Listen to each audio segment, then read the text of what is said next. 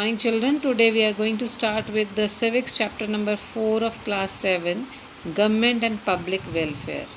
In this chapter, from the name it is clear that we will talk about the government, that government who is taking welfare of the public, who is thinking about the welfare of the public. Okay, before we start with the chapter, let's read about the takeoff. And the dash provides facilities to the people. Obviously, the government provides the facilities to the people. Public transport includes dash and dash. You can write buses, you can write taxis, you can write trains, you can write matadors, or you can say it van, school van, and auto rickshaws, obviously. है ना? So here the two children are talking about in a warm section. He's saying that Rajat has come and he's coming out a very nice car. So there are different modes of transport in children using for going to school, that we have already discussed about that in the public transport also. So Indian Constitution declares India to be a welfare state. क्यों welfare state declare किया Indian Constitution में? वैसे तो देखा जाए बेटा, political science में जो वर्ड स्टेट है, it is use to refer a country. State का मतलब राज्य नहीं, पूरा देश. ठीक है, और अंडरलाइन कर लीजिए बेटा, ये डेफिनेशन है स्टेट की. A welfare state is a state whose primary responsibility is to make policies and run administration, keeping the welfare of the people as its top most priority. ठीक है, वेलफेयर स्टेट वो state होती है, welfare country वो country होती है जिसकी main responsibility क्या है कि पॉलिसीज़ बनाना, एडमिनिस्ट्रेशन को रन करना, दोनों चीज़ें करना, लेकिन साथ ही साथ उन्होंने लोगों की जो मतलब उनके फ़ायदे की जो चीज़ें हैं उनकी मोस्ट प्रायोरिटी पे आती हैं कि कैसे कौन सी चीज़ें उनको फ़ायदा कर सकती हैं. अब इम्पॉर्टेंट फंक्शन क्या है गवर्नमेंट का कि वो लोगों की वेलफेयर के बारे में, उनकी पॉलिसीज़ के बारे में ध्यान रखे, ताकि वो इस तरह का मतलब इस वैरायटी ऑफ फील्ड्स जैसे ट्रांसपोर्ट है, कम्युनिकेशन है, टेक्नोलॉजी है, ट्रेड है, कॉमर्स है, एजुकेशन है, health care, job in rural और अर्बन हाउसिंग ऑल्सो, इन सब की डेवलपमेंट का ध्यान रख सके. Next is the development of transport. ठीक है, ट्रांसपोर्ट का डेवलपमेंट कैसे हुआ. ठीक है, तो हमारी किसी भी जगह की जो मेन जो है बेसिक रिक्वायरमेंट है वो है एफिशिएंट ट्रांसपोर्ट. ठीक है, तो ये इंश्योर करने के लिए लोग अपनी जगहों पे, अपने काम की जगहों पे अच्छी तरह से पहुंच पाए, है ना, और वहाँ से वापस अपने घरों पे आ सकें. तो ये एक किसी भी इकॉनमी के लिए, किसी भी देश की इकॉनमी के लिए बहुत ही क्रूशियल थिंग है, ताकि वो इकॉनमी अच्छे से वर्कआउट कर सके. सो थाउजेंड्स ऑफ पीपल जो हैं वो हर रोज़ रोड के ऊपर ट्रैवल करते हैं अलग अलग मोड्स के थ्रू. ठीक है, उनका पब्लिक ट्रांसपोर्ट भी हो सकती है, वो प्राइवेट ट्रांसपोर्ट भी हो सकती है. ठीक है, तो मेन इम्पॉर्टेंट क्या चीज़ है कि वो अपने डेस्टिनेशन पे टाइम से पहुँचे, ताकि जो अपना काम है वो बड़े सिस्टमेटिक मैनर से प्रोग्रेस कर सकें और उसका आउटपुट भी अच्छा निकल सके. इसी तरह से all kinds of goods are taken from one place to another both within the cities, कि एक सिटी से दूसरी सिटीज़ में जो है गुड्स भी इसी ट्रांसपोर्टेशन के थ्रू लेके जाई जाती है. किसी भी जगह का इंफ्रास्ट्रक्चर एफिशिएंट है तो उसका ट्रांसपोर्ट सिस्टम भी उस नेशन का बड़ा इफ़ेक्टिव होगा. ठीक है, और जो लोग हैं पब्लिक और प्राइवेट दोनों ट्रांसपोर्ट को यूज़ करते हैं. ठीक है, और पब्लिक ट्रांसपोर्ट वो स्टेट गवर्नमेंट भी उसको ऑपरेट करती है और प्राइवेट एंटरप्राइजेज़ भी उसको रन करती है और फिक्स्ड रूट्स पे चलती हैं. पब्लिक ट्रांसपोर्ट व्हीकल्स जो हैं उनकी कैपेसिटी ज़्यादा होती है और जो है बहुत सारे मासेस को भी लेके जाती है, क्योंकि private transport is operated by an individual, तो उनको अपना खुद का ही रूट उसके अकॉर्डिंग चलाना होता है. Next is your transportation in India. तो इन इंडिया, क्योंकि इंडिया हमारा थिकली पॉपुलेटेड है, ठीक है, तो बेटर ट्रांसपोर्ट की फैसिलिटीज़ की हमेशा यहाँ पे डिमांड रहती है.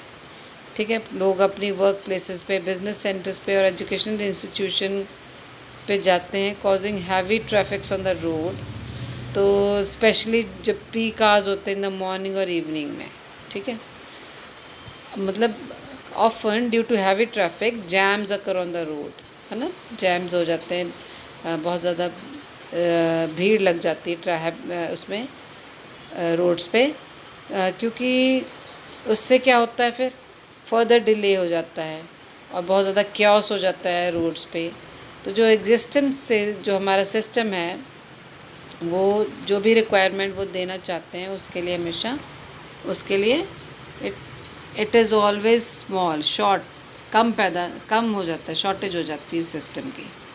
तो पब्लिक ट्रांसपोर्ट जो है इंडिया में उसमें बसेस तो वो चाहे वो स्टेट ओन्ड है या प्राइवेटली ओन्ड है, ठीक है। मेट्रो सिटीज़ में like Mumbai and Delhi trains और ऑटो रिक्शाज ये सब पब्लिक ट्रांसपोर्ट में आ जाते हैं। तो ये गवर्नमेंट की रिस्पॉन्सिबिलिटी होती है ताकि वो साउंड पब्लिक ट्रांसपोर्ट सिस्टम दे सके और वो बसेस दे सके स्टेट को। इंट्रास्टेट भी हो सकती है और इंटरस्टेट भी हो सकती है। इंट्रास्टेट क्या हो गया कि जो आपकी विद इन द स्टेट हो गई। इंटरस्टेट मीन्स अलग अलग स्टेट्स में, ठीक है, डिफरेंट राज्यों में। तो यहाँ ट्रांसपोर्टेशन चलता है। तो मेन रोड्स को मेंटेन करने के लिए, उनकी गुड कंडीशन लाने के लिए और बड़े बड़े हाईवेज़ बिल्ड करने के लिए, एक्सप्रेस वेज़ को बनाने के लिए ये क्यों सब बनाए जाते हैं, ताकि फ्री फ्लो हो सके ट्रैफिक का। और ये मतलब कुछ रिस्पॉन्सिबिलिटीज़ है गवर्नमेंट को जो ये सब चीज़ें उनको करनी पड़ती हैं। रोड्स को मेंटेन करना, उनको गुड कंडीशन में रखना, हाईवेज़ को बिल्ड करना, एक्सप्रेस को बनाना, ठीक है, ताकि फ्री फ्लो ट्रैफिक चल सके। नेक्स्ट आ जाता है बेटा आपका प्राइवेट ट्रांसपोर्ट, है ना। From the name it is clear कि ट्रांसपोर्टेशन प्राइवेट है, form of travel to commuter, ठीक है। तो पब्लिक ट्रांसपोर्ट की बात कर रहे हैं कि जो प्राइवेट मीन्स जैसे हमारी पर्सनल कोई चीज़ हो, जैसे बाइक्स हो गए, कार्स हो गए, है ना। तो ज़्यादातर ये जो ज़्यादा फ्लेक्सिबल होते हैं और ये ज़्यादा ईजियर होते हैं किसी भी पर्सन के लिए। कम्यूटर कौन होता है बेटा? वो आदमी जो रोज़ अपने घर से लेके काम तक जाता है, ठीक है। तो उनके लिए ये ज़्यादा फ्लेक्सिबल है। और जो प्राइवेट व्हीकल्स हैं इंडियन रोड्स पे, और ये मतलब कुछ ईयर्स से काफ़ी मतलब इन्होंने ग्रो किया है, बड़े हैं, क्योंकि मेन रीज़न यही रहा है इनका ग्रो करने का, क्योंकि जो पब्लिक ट्रांसपोर्ट हो कंफर्टेबल और उनके ऊपर डिपेंड नहीं किया जा सकता, ठीक है। तो पब्लिक ट्रांसपोर्ट का जो ऑल्टरनेटिव है एक्चुअली वो ड्राइविंग के लिए रह गया है। लोग अपने आप ही ड्राइव करना शुरू कर दिए हैं और people would not be easily swayed into reducing the carbon footprints.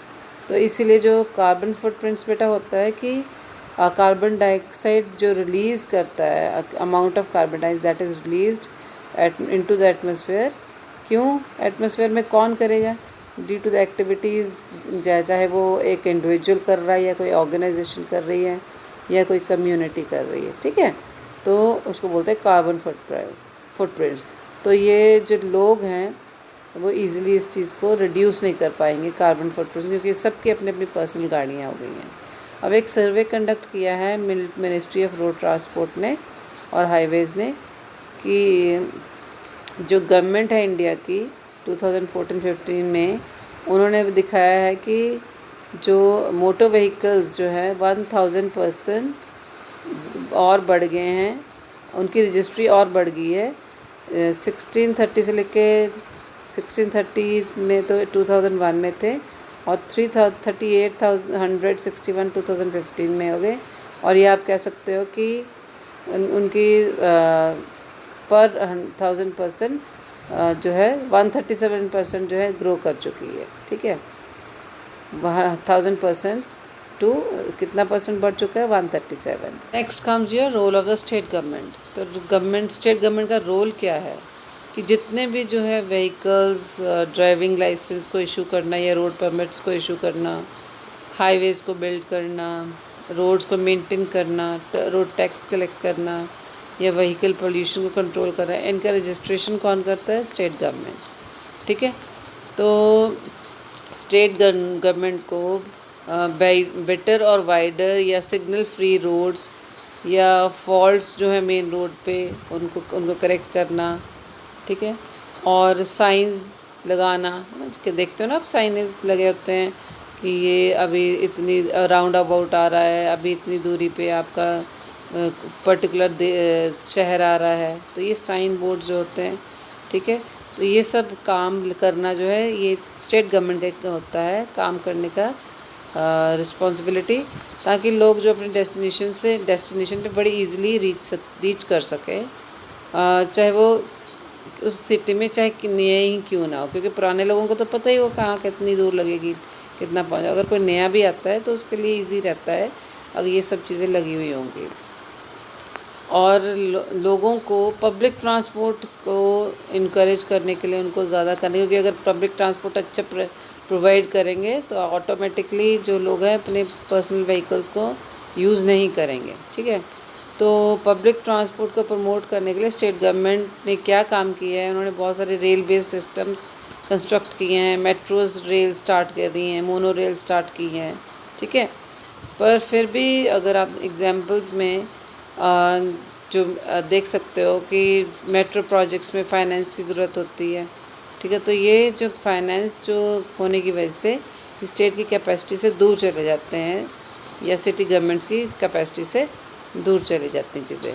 तो बेटा before moving to the next page ये इकोफिट पढ़ लेते हैं कि 1998 में सुप्रीम कोर्ट ने जो भी रूलिंग वो थी उस समय की, जो रूलिंग मिनिस्टर थे, उनको कहा था 2001 में कि 2000 मीन्स उनको कहा था 1998 में कि 2001 तक जितने भी पब्लिक ट्रांसपोर्ट हैं दिल्ली के, जो चाहे बसेस हैं, टैक्सीज हैं या ऑटो रिक्शाज हैं, वो सारी चीज़ें ना सीएनजी में कन्वर्ट कर देनी चाहिए। तो ये बहुत बड़ा स्टेप था कि आपका जो पॉल्यूशन है दिल्ली का उसको मतलब कंट्रोल करने का एक मतलब उन्होंने एक तरह से एक स्टेप लिया था सुप्रीम कोर्ट में। Now let's move to the next page. चलो now after reading about public transport, government का क्या रोल रहा है उसमें, पब्लिक ट्रांसपोर्ट में पॉल्यूशन को ठीक करने में क्या उन्होंने रोल लिया है स्टेट गवर्नमेंट ने, है ना, किस तरह से बेटर फैसिलिटीज़ लोगों को दी है। अब करेंगे हम role of government in education. अब एजुकेशन में गवर्नमेंट का क्या रोल है, ठीक है। तो एजुकेशन आप सबको ही पता है बेटा कि बहुत ही इंटेग्रल पार्ट है किसी भी नेशन को बिल्ड करने का। अगर लोग वहाँ के पढ़े लिखे होंगे तो वो नेशन ऑब्वियसली डेवलप करेगा, ठीक है। तो ये हमारे जो एजुकेशन का जो काम है ये बहुत ज़रूरी है सोशल, इकोनॉमिक और पॉलिटिकल डेवलपमेंट करने के लिए हमारी कंट्री के लिए। तो स्कूल एजुकेशन, हायर एजुकेशन या वुमेन एजुकेशन या एडल्ट एजुकेशन, ये कुछ एरियाज़ हैं जिसके ऊपर रेगुलरली फोकस करना चाहिए। तो नाइट स्कूल्स भी हैं, ये भी ऑपरेशनल हैं ताकि वो लोग जो कई रीजंस की वजह से या पॉवर्टी की वजह से या वेज अर्निंग एक्टिविटीज़ की वजह से वो अपना दिन में नहीं पढ़ पाते, तो वो अपने इवनिंग में उस क्लासेस में या नाइट में उस क्लासेस को ले सके, जान के पढ़ाई कर सकें। तो ये गवर्नमेंट का मतलब उन्होंने कमिट किया है उन्होंने, ताकि वो एजुकेशन अच्छे से लेके आएँ, लोगों को अच्छे से पढ़ाई दें, और इस तरह से बहुत सारी स्कीम्स उन्होंने टाइम टू टाइम पे वो देते रहते थे एजुकेशन के ऊपर। तो पहली स्कीम के बारे में पढ़ लेते हैं, दैट इज़ समग्र शिक्षा अभियान, ठीक है। तो ये ऑनगोइंग प्रोग्राम है हमारी कंट्री में, 2000 से लेकर 2001 से चला आ रहा है, और इसने ज़्यादातर जो इंक्लूसिव एजुकेशन की ज़रूरत पे एम्फेसाइज़ किया है, और सबको इक्वल अपॉर्चुनिटीज़ दी हैं सभी एजुकेशन के लिए, चाहे वो किसी भी सेक्शंस को बिलोंग करता हो, मतलब किसी भी सेक्शन से बिलोंग करता हो। और उसने ये भी इस तरह की कंडीशंस भी क्रिएट करी हैं कि वो लोगों की रोज़मर्रा की ज़िंदगी को इम्प्रूव कर सके। और बहुत सारे डिसएडवांटेज और माइनॉरिटी ग्रुप्स जैसे वर्कर्स हैं, लेबरर्स हैं, रिलीजियस माइनॉरिटीज़ हैं, गर्ल्स हैं, चिल्ड्रन हैं, या चिल्ड्रन विद स्पेशल नीड्स हैं, और या फिर जिनको लर्निंग में डिफ़िकल्टीज़ हैं, जो लोग स्कूल में नहीं जा सकते हैं, ठीक है।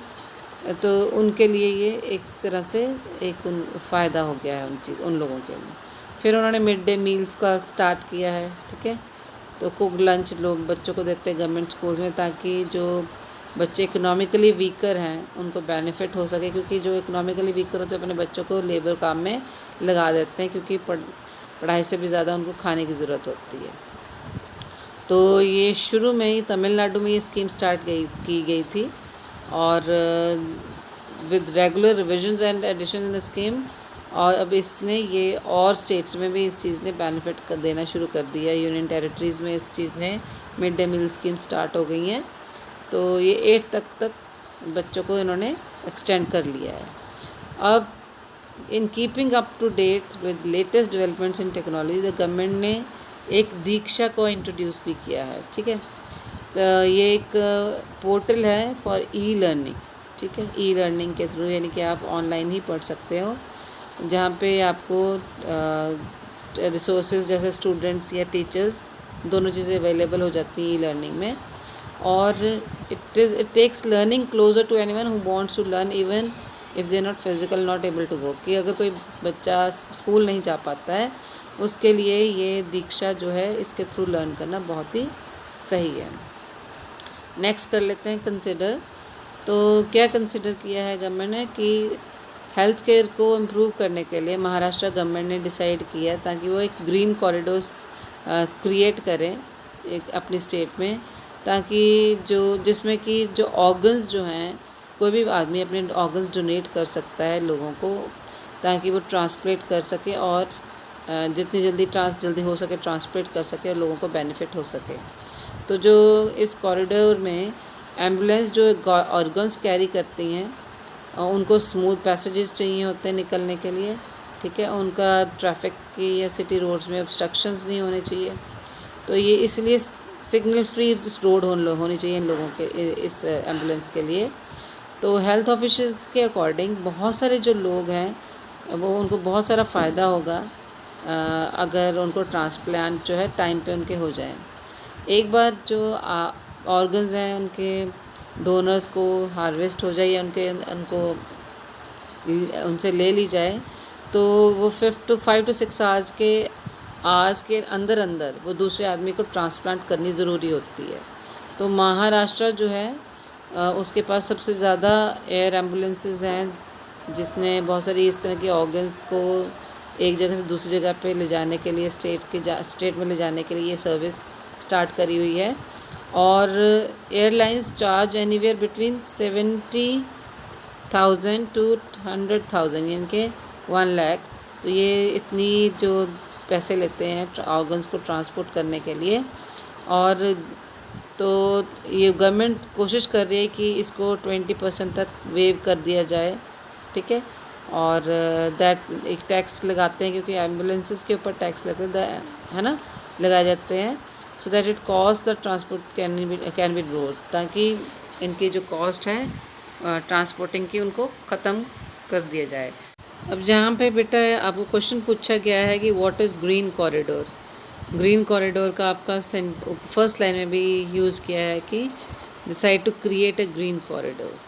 ठीक है, उसमें क्या होता है कि जब किसी ग्रीन कॉरिडोर मीन्स जब किसी को ट्रीटमेंट देना होता है इमरजेंसी में, है ना, जैसे ऑर्गन्स एकदम से ट्रांसप्लेट करने की ज़रूरत पड़े, तो ऑर्गन्स कहाँ से एकदम से आएंगे, किसी एक जगह से तो लाए जाएंगे ना। तो अगर वो क्विकली उसको चाहिए होता तो that is known as green corridor. मतलब when somebody require treatment in an emergency. ठीक है, so that is known as green corridor. तो ये गवर्नमेंट ने इनिशिएटिव क्यों लिया है? ऑब्वियसली ताकि लोग ज़्यादा से ज़्यादा उनका ट्रीटमेंट अच्छे से हो सके, है ना, वो हेल्दी हो सके। ठीक है, ये लोगों को कैसे हेल्प करता है कि लोगों को अगर आपकी सारी चीज़ें स्मूथली चलें, आपको एक जगह से दूसरी जगह पे ऑर्गन्स जो है क्विकली पहुंच जाएं, है ना, तो आपकी जान बच सकती है ना। So that is why it is known, it helps us, है ना। Now let's move to the next page. Next is your world connect. बेटा इसमें तल्लीन एक सिटी का नाम बताया गया है जो कि एस्टोनिया की कैपिटल है। तो जो यूनेस्को वर्ल्ड हेरिटेज साइट है, इसने इसको बहुत ही सुंदर आर्किटेक्चर है इस जगह पे, इसको नाम दिया गया है वर्ल्ड हेरिटेज द्वारा, यूनेस्को द्वारा। तो इस सिटी ने इस तरह का सिस्टम बनाया है पब्लिक ट्रांसपोर्टेशन का, जिसमें बसेस हैं, ट्रैम्स हैं, ट्रॉली बसेस हैं और जो लोकल ट्रेन सर्विस भी है जो कि अलग अलग सिटीज़ के साथ कनेक्ट करती हैं। तो तलिन ने जो जितने भी पब्लिक ट्रांसपोर्ट है वो कम्प्लीटली फ्री कर दिए हैं, चार्ज नहीं लगता उनका। तो हम रिकॉल करते से चाहे हमारा चैप्टर ख़त्म हो जाएगा। वेलफेयर स्टेट के अंदर आता है ट्रांसपोर्ट और एजुकेशन, और ट्रांसपोर्टेशन के अंदर आता है public transport and private transport. और पब्लिक ट्रांसपोर्ट में एडवांटेजेस और डिसएडवांटेजेस दोनों हैं। एडवांटेजेस ये हैं कि कॉस्ट इफ़ेक्टिव है, ठीक है, मतलब आपके पैसे कम लगते हैं, एनवायरनमेंट फ्रेंडली है क्योंकि सब लोग इकट्ठे एक ही जगह एक बस में बैठ के चले जाते हैं, कन्वीनियंट होती हैं, और ये एक तरह से गवर्नमेंट के लिए रेवेन्यू है, सोर्स ऑफ रेवेन्यू है। डिसएडवांटेजेस क्या है पब्लिक ट्रांसपोर्ट के कि ये इनएफिशिएंट है, इनएडिक्वेट इंफ्रास्ट्रक्चर है इनका, इनएडिक्वेट इनके रिसोर्सेज हैं जो अपग्रेड नहीं हो पाते हैं, ओवर क्राउडेड रहते हैं, अनडिपेंडेबल होते हैं, और रोडवेज भी कंजेस्टेड होती हैं, ठीक है। प्राइवेट ट्रांसपोर्ट में क्या होता है, कार्स, मोटरसाइकिल्स, ये कन्वीनियंट होते हैं, और लेकिन इससे क्या होता है, इसकी डिसएडवांटेज ये है कि ये ट्रैफिक पॉल्यूशन करता है, ठीक है। अब आ जाते हैं next is your education. Education बढ़ाने के लिए गवर्नमेंट ने क्या किया है, ठीक है, वुमेंस की एजुकेशन को बढ़ाया है, हायर एजुकेशन को बढ़ाया है, अडल्ट की एजुकेशन को बढ़ाया है, कई सारी उन्होंने समग्र शिक्षा अभियान स्टार्ट किया है, मिड डे मील स्टार्ट किया है, दीक्षा स्टार्ट किया ताकि एजुकेशन को बढ़ाया जा सके। With this we end with the chapter.